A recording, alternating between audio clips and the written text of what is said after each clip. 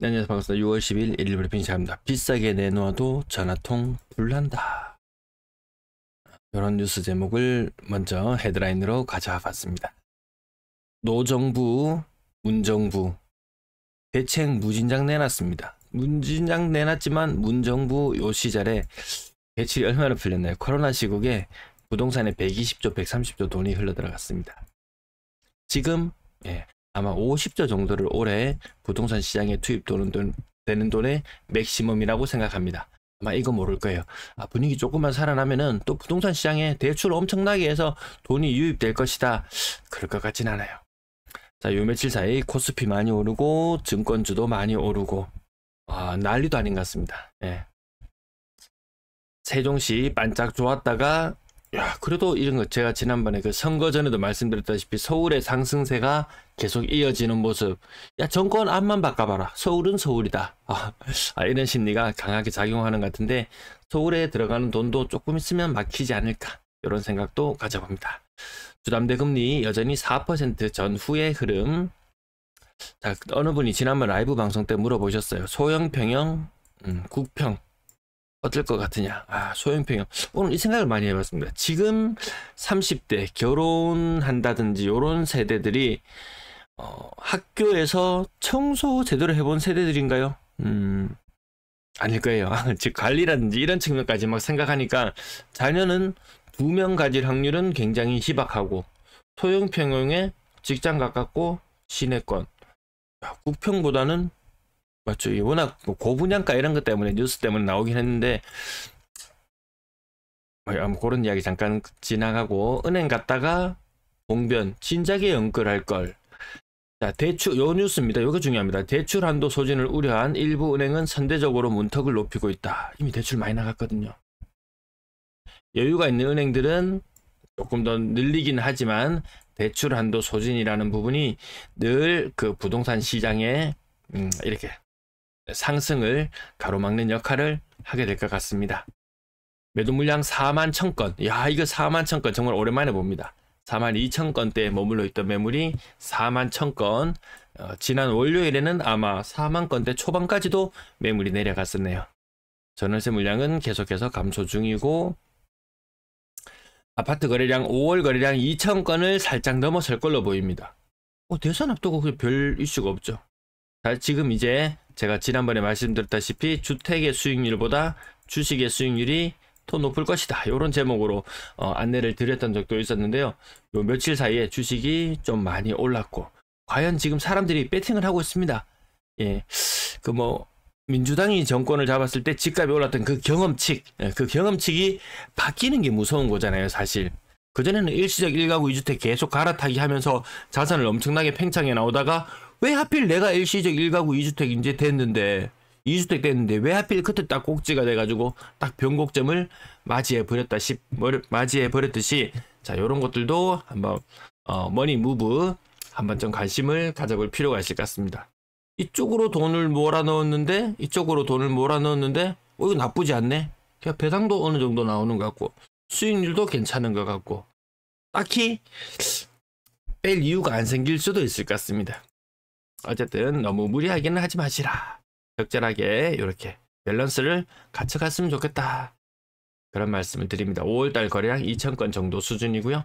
6월의 거래량이 거래도 늘고 정권이 바뀌니까 분위기도 살아나고 이런 뉴스 나오지만 대구에는 크게 해당 사항이 있어 보이지 않습니다. 서울도 6월 거래량 지금 여기 8,800건, 5,000건, 한 6,800건, 5월의 거래량 그 정도 점쳐지는 분위기거든요. 살아나는 이런 느낌까지 들지 않습니다.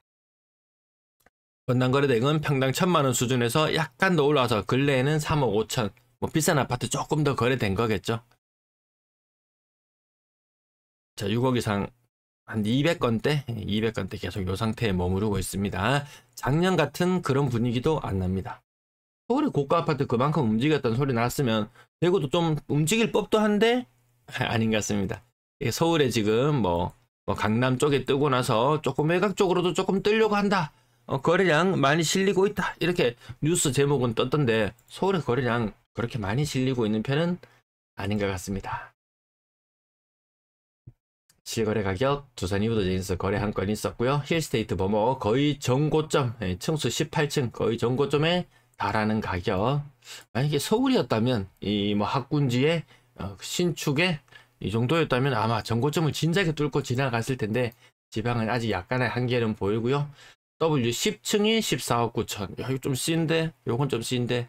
지난번에 한 50 몇 층이었던가요? 예, 그게 14억대 거리 나왔을 때, 이거 조금 약한데, 요런 느낌이었는데, 좀 센데, 요런 느낌도 듭니다. 재건축 관련된 이슈 있는 곳들은 아직까지 좀 갈 길이 멀어 보이긴 합니다. 분담금. 근데 분담금 다 몰아낼 자신 있고, 또 뭐 그렇다면은, 또 하나의 또 수단이 될 수 있겠지만, 시간과 모든 것들을 녹여내야 되는 그런 부분들이 있습니다. 근데 어떻게 보면 그 과거의 LH 사태 이후로 이 땅에 대한 투자나 모든 것들은 다 줄어들어 버리고 지금 부동산이 오로지 부동산에 들어가 있는 게 거의 아파트 시장뿐이죠. 지금 주택 시장도 아니고 그에 비해서는 주택 시장이 그렇게 힘을 쓰고 있는 것 같지는 않다. 뭐 빌라 건축이나 뭐 이런 것들도 굉장히 많이 줄어들어 있는 상태. 예.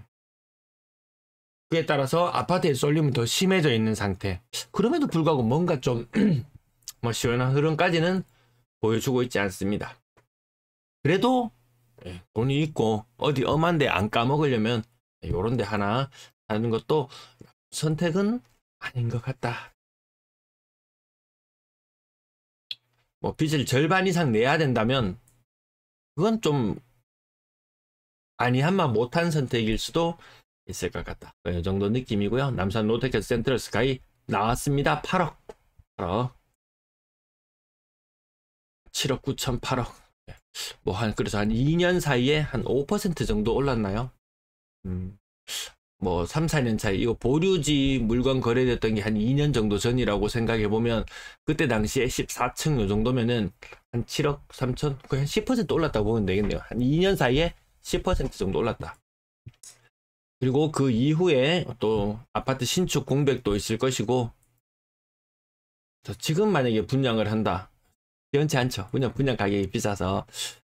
그래서 한 5년 정도 지났다. 10년, 2030년 정도 되었다.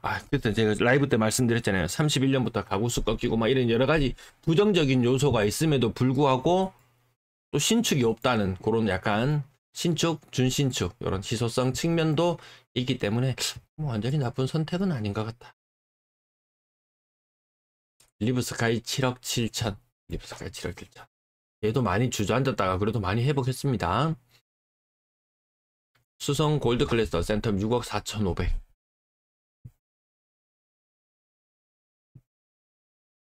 청라 헬스다이 6억 4천. 이건 29평. 그 외 가격이 조금 건너뜁니다. 월배 삼정 6억 1,500. 알파시티. 이게 급이 같습니까? 이게 알파시티 청아람과 캐슬 골드파크 거의 6억에 근접한 가격. 얘도 조금 힘을 쓰고 있네요. 6억대 정도는 좀 힘을 쓰고 5억대 아래쪽으로는 한 4억대쯤 내려가면 다시 또 보면은 그렇게 또 힘을 쓰는 모습까지는 아닙니다. 월성 푸르지오 5억 500 5억 500 40평 5억 500 동대구 이안 센트럴 D 소형 평형이 5억 400. 이런 거 보면 맞죠. 뭐 수도권에 뭐 자주 왕래할 일이 있고 젊은 층이고 뭐 그렇다면 또 맞죠. 괜찮은 선택지도 될 수 있을 것 같다. 근데 저는 이 소형 평형이 생각보다 굉장히 강세. 저는 볼 때마다 깜짝깜짝 놀라곤 합니다. 교대역 하늘 제뉴센트원 29평 4억 8,700. 대명역 센트럴 엘리프 23층 4억 8,500. 요 신축들. 이안 동대구 좀 반등했다가 그 자리 계속 4억 중후반대 가격에 나머지 머무르고 있는 것들도 많이 있고요. 좀 빠진다 이런 느낌 들었다가 또 대선 이후에 요 며칠 최근에 또 실거래 가격들을 보면 또 크게 변동 없는 요 지금 실거래 가격 6월 5일 요 대선 이후에 실거래 건수들입니다.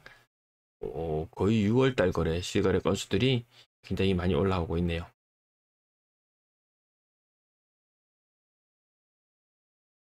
자, 실거래 가격 요 정도까지만 살펴볼게요. 요 정도까지만.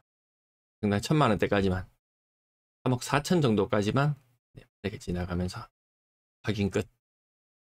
네, 이 정도까지 실거래 가격. 더 궁금하신 분은 돈보.co.kr 이용해 주시면 되겠네요. 6억 이상 비중은 10% 정도. 6억 이상 사는 사람은 대구에서 10% 정도 자산가들. 수성구 딱히 맞죠. 요게 아직 아니더라는 거죠. 서울은 이쪽 거래량이 좀 실렸는데 대구는 아직까지 아니더라. 분양권 이편한 세상 명동역 파크 때문에 거래량이 확 늘었었고 그 이후에 딱히 뭐 많은가 적은가 아직까지 시간이 조금 더 지나봐야 6월의 거래량을 확인할 수 있을 것 같습니다. 자, 6월 달부터는 전세건 월세건 거래 건수가 조금 더 많이 나타날 수 있다는 부분 전월세 신고제 자 6월 1일자로 시작되었습니다. 오늘도 시청해 주셔서 대단히 감사합니다. 여기까지 마칠게요. 감사합니다.